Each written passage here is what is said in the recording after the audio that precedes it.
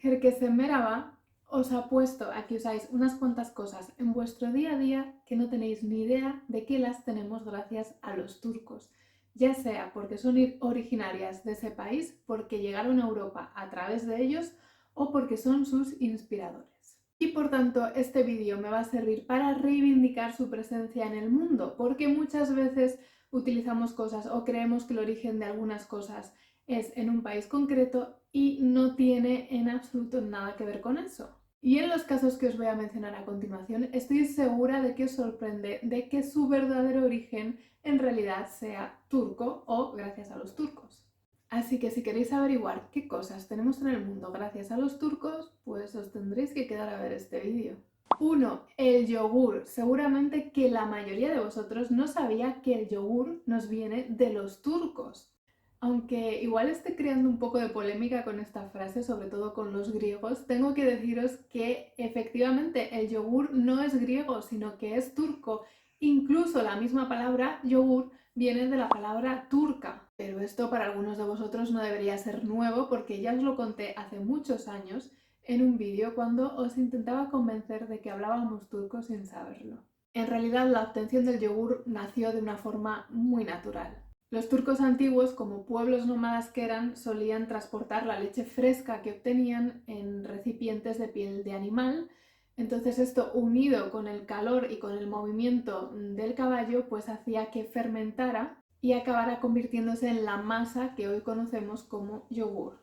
Si lo pensáis, era un producto muy práctico porque era fácil de conseguir, fácil de transportar y fácil de conservar, por lo que no os extrañará que se llegara a convertir en uno de los alimentos básicos de la dieta de estos primeros turcos nómadas. Para ser objetiva, bien es verdad que ya hay pruebas de que hace más de 4000 años ya se elaboraban ciertos productos lácteos y desde luego tampoco se puede asegurar de manera 100% fehaciente que fueran los turcos los primeros en dar con el yogur, pero sí que tienen al menos el mérito de haberlo introducido en Europa a través de los Balcanes.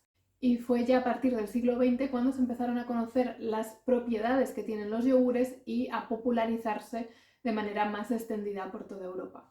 Mi amiga Lorena, de Lorena Hispanida, os voy a dejar por aquí abajo en la cajita de información sus redes sociales en caso de que queráis ir a verla porque habla cosas muy interesantes sobre Grecia y una de ellas fue que la idea de que el yogur era griego comenzó a surgir en los años 80 debido a que se popularizó la comercialización de un yogur en concreto que efectivamente estaba hecho en Grecia y por eso se llamaba yogur griego. 2. El café. Sí, el maravilloso café se lo tenemos que agradecer de alguna manera también a los turcos. Mucha gente cree que el origen del café está en América, cosa que no es cierta, y vale, admito que tampoco el origen del café está en Turquía. Hasta ahí estamos todos de acuerdo. Está en África, más concretamente en Etiopía. Pero fueron los árabes los primeros que tostaron y molieron los granos de café, logrando una bebida muy similar a la que nosotros tenemos hoy en día. Tiempo después, en los siglos XV y XVI, se expandió por el Imperio Otomano y los turcos se volvieron locos por el café. De hecho, fue en Estambul, a finales del siglo XV, donde se abrió la primera cafetería. A Europa el café no llegaría hasta el siglo XVII. Fueron los comerciantes venecianos los primeros en introducirlos en Europa en el año 1615 gracias a la comercialización con los turcos. Y al principio incluso lo vendían creyendo que tenía propiedades medicinales. Más o menos unos 50 años después de que Turquía se hubiera convertido en la puerta de comercialización del café hacia Europa, se abrió la primera cafetería en Londres. De hecho, nuestra palabra café, que es muy parecida en un montón de idiomas, viene del turco, de la palabra turca kahve, y esta a su vez es una adaptación de la palabra árabe. Pero en Europa tenemos la palabra café gracias a la palabra turca que nos llegó a través de los italianos. El tulipán. A que muchos de vosotros creéis que el tulipán viene de los Países Bajos o de Holanda, para que nos entendamos. Mal, porque el tulipán es el regalo de los turcos al mundo y me encanta porque además es mi flor favorita.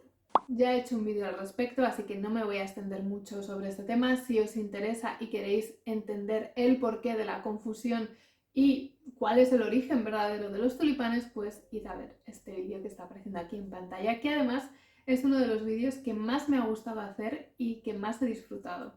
Eso sí, debéis quedaros con la idea de que el origen de los tulipanes no está en Europa, sino en Asia Central, y que los turcos, cuando emigraron de las estepas asiáticas a la península de Anatolia, pues se trajeron con ellos los bulbos de los tulipanes. Y como no podía ser de otra manera, pues nuestra palabra tulipán también viene del turco, solamente que nosotros la tenemos a través del francés.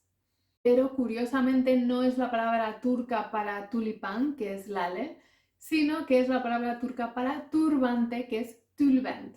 Y es que los tulipanes, cuando están cerrados, pueden tener más o menos forma de turbante. El croissant. Pues no, siento romperos otra vez los esquemas, pero el origen del croissant no está en Francia, bueno, tampoco está en Turquía, de hecho está en Viena. A finales del siglo XVII, Viena estaba sufriendo el segundo sitio por parte del ejército turco otomano. Estos últimos acabaron vencidos. La leyenda cuenta que para festejar esta victoria los panaderos vieneses decidieron hornear unos pastelitos que tuvieran la forma de la media luna turca, que era lo que aparecía en sus banderas, para vengarse de ellos de alguna manera comiéndose los croissants. Y es que el croissant no llegó a Francia hasta un siglo después, gracias a la reina María Antonieta, que se casó con el rey francés Luis XVI. Y este pastelito tuvo tanto éxito allí en Francia que incluso hoy en día tenemos la idea de que su origen es francés, pero nada que ver. Resulta que el Imperio Otomano fue el primer estado de Europa en contar con una organización, una banda de música militar permanente desde 1289. Y también fueron los primeros en utilizar esta banda de música militar durante las batallas, con dos objetivos principales. Uno, estimular el espíritu de combate para sus guerreros, y otro, infundir muchísimo miedo en sus enemigos. Bueno, pues muchos siglos después, ya en el siglo XVIII, los europeos pasaron de tener pavor a estas bandas militares en el campo de batalla a sentir admiración por ellas. En definitiva, la música militar otomana fue objeto de gran estudio en Europa y se empezaron a escribir óperas inspiradas en esta música, a las que llamaban música a la turca. Una de ellas, por ejemplo, es la del propio Mozart, que imita el sonido de las bandas militares de los jenízaros. Bueno, si os digo el baño turco, a estas alturas de vídeo estaréis pensando, bueno, pues ya no nos engaña más, el baño turco, su origen es turco. Pues no, en realidad el origen de los baños turcos está en la antigua Roma, entonces, ¿por qué se llaman así?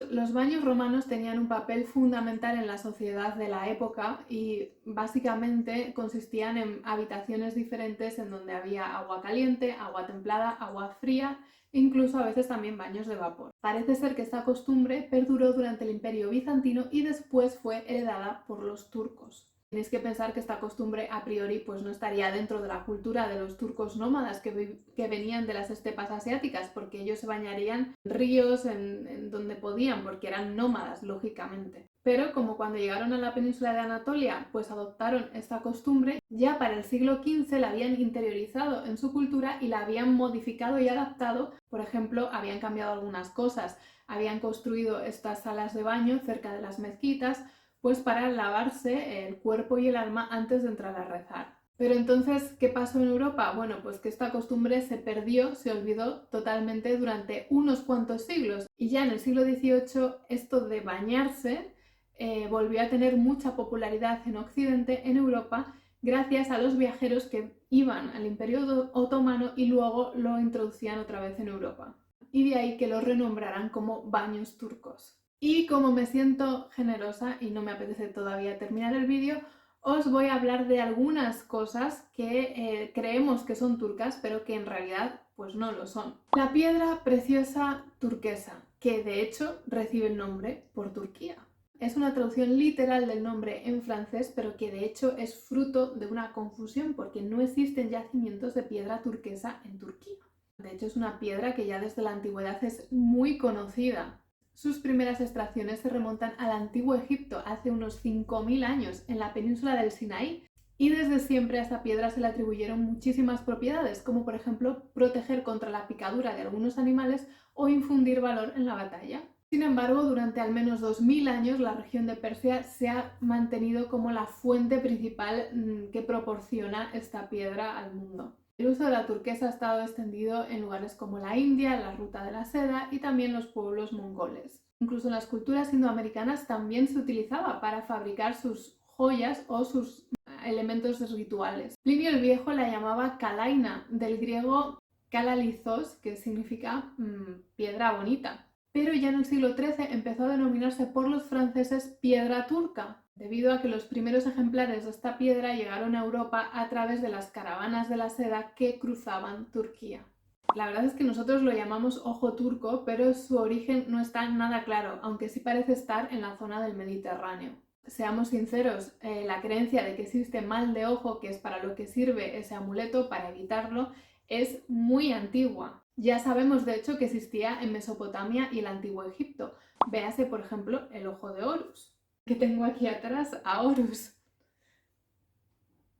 El caso es que la representación de un ojo como fórmula de protección está muy extendida en muchas culturas. Y también sabemos que los antiguos griegos ya pintaban ojos en sus embarcaciones para protegerse cuando se lanzaban a la mar y pedir eso a los dioses. Como sigue siendo muy utilizado hoy en día en Grecia y en Turquía, pues quizá a nosotros nos queda la idea de que es el ojo turco, pero en realidad los turcos lo llaman amuleto contra el mal de ojo. Y bueno, terminamos con el diván. En realidad, el concepto de diván en sí ha sido utilizado en la antigüedad por varias culturas. Por ejemplo, los romanos tenían el triclinium, que era pues muy parecido a esto donde estoy yo sentada, y ellos lo utilizaban para recostarse y comer. Los turcos nómadas no utilizaban este mueble porque ellos lo que hacían era sentarse en el suelo con alfombras y con cojines. Aunque sí que es verdad que la palabra que nosotros tenemos para diván viene del turco y este a su vez del árabe y del persa. Pero tiene un significado diferente, significa sala con almohadones, es decir, la sala de reunión en general, no el mueble en concreto. Sí que es verdad que posteriormente en Oriente Medio y también en el Imperio Otomano se empezó a utilizar una especie de colchón puesto contra la pared y con muchos cojines, sin respaldo y sin nada para apoyar los brazos, que también adoptó el nombre de diván. Pero esto chocaba totalmente con la costumbre europea de sentarse en un mueble alto, elevado. Así que llegamos a la conclusión de que el diván turco no tiene en principio nada que ver con el diván que nosotros conocemos, que tenemos en mente cuando hablamos de un diván. ¿Y esto por qué ocurre? Pues por la moda que hubo en Occidente de apropiarse de nombres, en este caso turcos, que sonaran exóticos para ellos para nombrar a sus propios muebles. Ya os hablé en un vídeo del fenómeno del orientalismo durante el siglo XVII y XVIII, esa época en la que los europeos se encontraban fascinante y sentían una curiosidad absoluta por todo lo que fuera exótico, por todo Oriente. Entonces se puso de moda todo lo que fuera turco, ya fuera importando cosas que realmente ellos usaban o nombrando a otras cosas europeas, pero con esos nombres pues para que sonara más interesante, más exótico. Por eso así tenemos nombres como la sultana, la otomana, el diván, la cama turca. Sí que es verdad que a veces eran muebles que podían recordar un poco al original o que tenían ese toque oriental, pero no respondían exactamente con los originales. Y hasta aquí el vídeo de hoy. Espero que os haya interesado, que hayáis aprendido muchas cosas nuevas y que hayáis abierto la mente y hayáis quitado ciertas ideas erróneas que teníais respecto al origen de muchos productos que hoy en día utilizamos y que de hecho son bastante importantes para nosotros. Yo os espero en el siguiente vídeo y espero que no me faltéis.